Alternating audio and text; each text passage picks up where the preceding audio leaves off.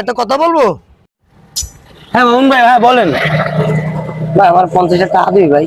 ভাই এমনি আমার পরিস্থিতি অনেক খারাপ ভাই, গাড়ির টিপ নাই, কাজ বাধা নাই, আমি এমনি ধার করে চলতেছি ভাই। ভাই 2 দিন ধরে আমি কিচ্ছু খাই নাই।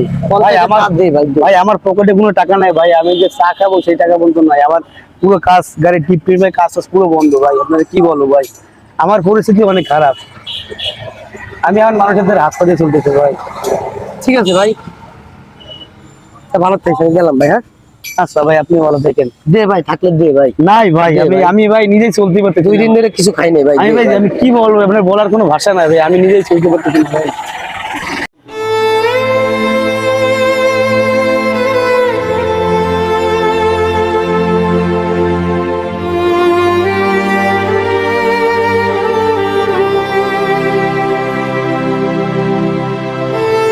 কাকা একটা কথা কমু?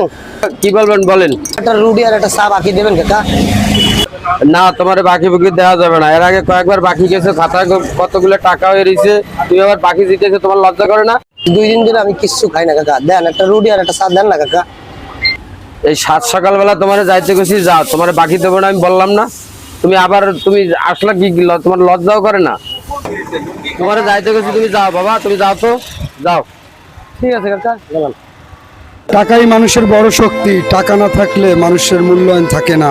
আসুন আমরা সবাই সঞ্চয় করি, নাহলে অবস্থাটা এভাবেই হবে। ভিডিওটা দেখার জন্য সবাইকে ধন্যবাদ। অবশ্যই শেয়ার, লাইক, কমেন্টস করে আমাদের পাশে থাকবেন। ধন্যবাদ।